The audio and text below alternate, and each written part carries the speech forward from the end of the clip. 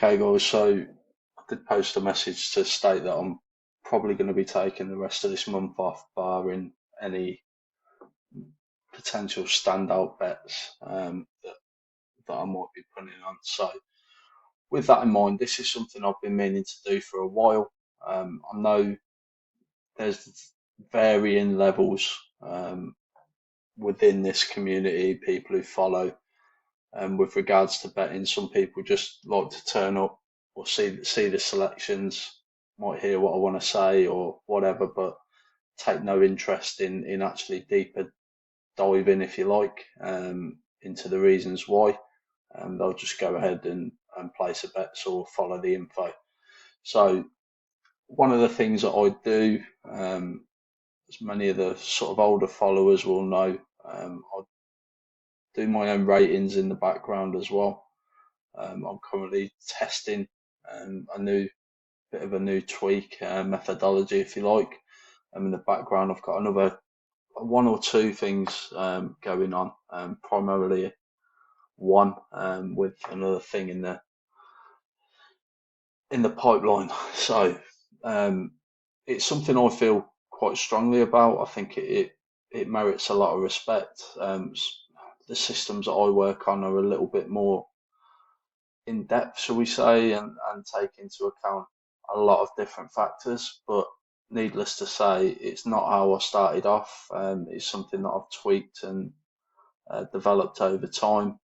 And yeah, how I originally started off when looking into systems was exactly what I'm about to present to you here. And this is really something I've knocked together in the hope that it might inspire some of you guys to perhaps give it a go. And you know, you can use this as a starting point and build on it or adapt it however you like, really. But I just thought it's a really good step by step, I think, process. And if you once you start doing this, it'll be a little bit time consuming at first, but once you start doing this, you can literally rate a race in 5 to 10 minutes, have a scoring system, and have potential bets lined up at the end of it. So, yeah, I thought it was an interesting thing. I've knocked together this PDF step by step process, and I'll just quickly go through it now because this video could literally drag on if I don't try and keep it as quick as possible. So, primarily, look, designed for UK and Ireland racing. You can apply this methodology really to racing across the globe, but it's the sort of region that I focus most of my attention on anyway.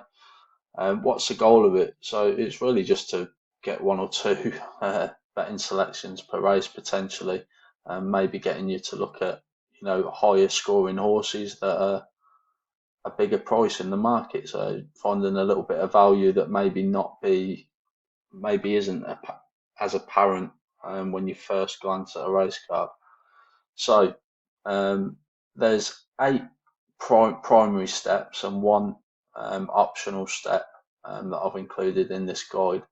So we'll run through them really quickly, and I've detailed how you might want to approach this in terms of scoring. And yeah, so step one, basically you're defining the race type. Has the horse, got form in that type of race, that class of race, for example? That's from a 0 points to 2 point scoring system. Checking recent form. I've put last 3 runs on here. Now you might want to include last 6 runs. And yeah, I've done a simple scoring mechanism of 0 to 3 points here.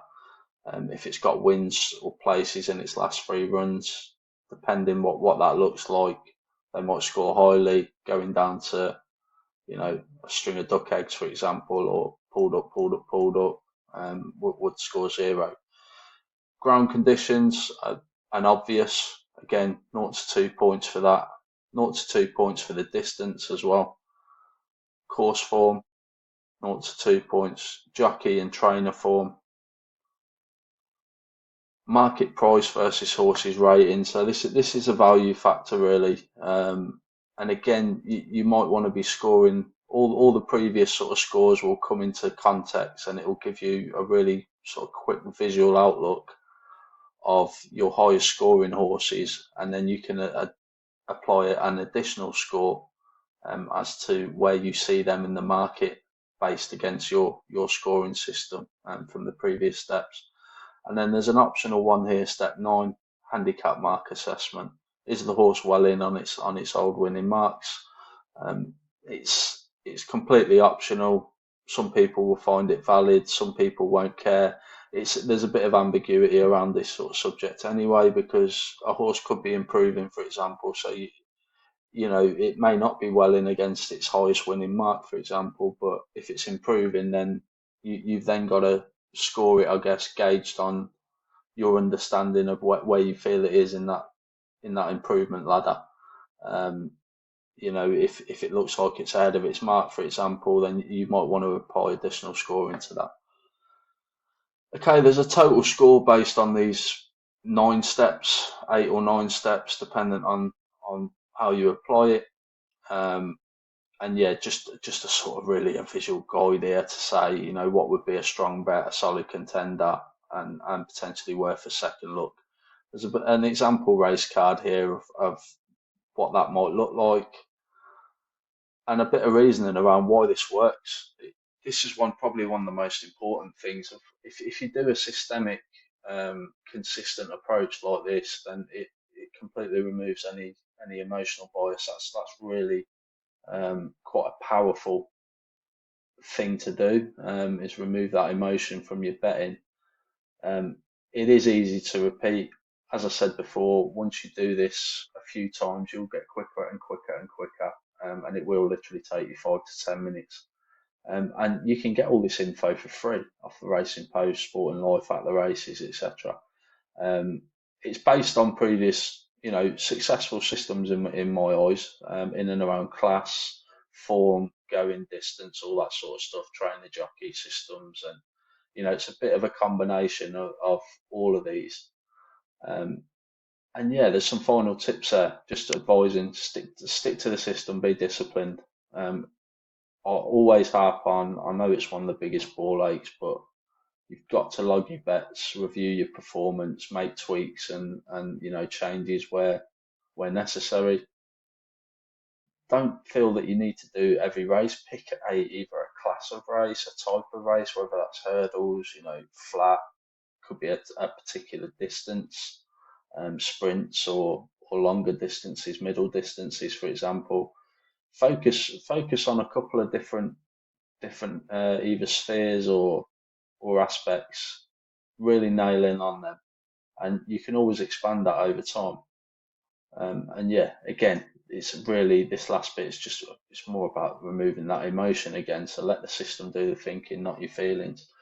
So every single step on here can you can sort of score that based on free info from either the Racing Post. Now I've got a subscription to the Racing Post, so I get access to the Pro Card, for example, which has got a little bit more info on there.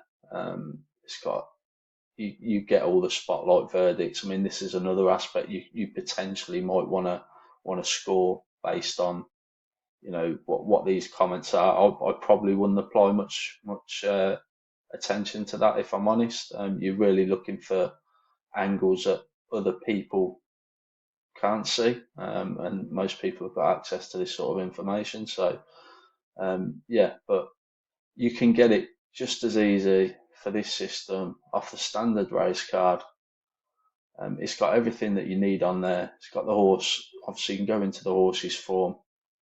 It's got your stats, your trainer's last 14 days, overall at the course for the last 5 years. Same for the jockey, horse stats over going distance, course. You can use this as a visual reference to score every single step on there. Anything that's not available, if you want to look at your handicap marks, for example, and the rate at the races, exactly the same. If you hover over the horses here, you can see if it's got a good record at or above this handicap mark, and the class, course and distance, form, all that sort of stuff. One other thing that you might want to look at for scoring is if you go into form scan here. So this will give you a head-to-head view, if you like, if horses have raced against each other in the past. where do they sit in the handicap rating based on that run. And you might want to look at scoring things like this as you build and tweak and evolve your system over time. These might be things that you look into. You might want to look at the pace of the race as well. Who's going to be the front runners? Is there a lot of pace in the race? So that therefore, if your horse is a hold-up horse, do you apply any scoring to that? Given that the pace is going to be really strong. There's several front runners, for example, all taking each other on. It looks perfect for a closer. Therefore, you might score your horse up or a horse up based on that. All little things, and yeah, I don't want to detract too much because, as I say, I could go into a wealth of different factors that you could consider. But look, there's a little guide here anyway for anybody who's interested. This video is just for Patreon, the same as a guide really. Um, and yeah, take a look through it, see if you get any value from it, and maybe give it a try. Put your own little steps in there, different factors that you feel are important. You don't have to use all these, but yeah, I thought it was a good starting reference anyway. So I will leave it uploaded on the site. Have a look at it while I'm away. If you've got any feedback for me, yeah, please leave it in the comments. And yeah, best of luck if you decide to give it a go, and let me know how you get on. Okay, guys, thanks for watching. Appreciate it.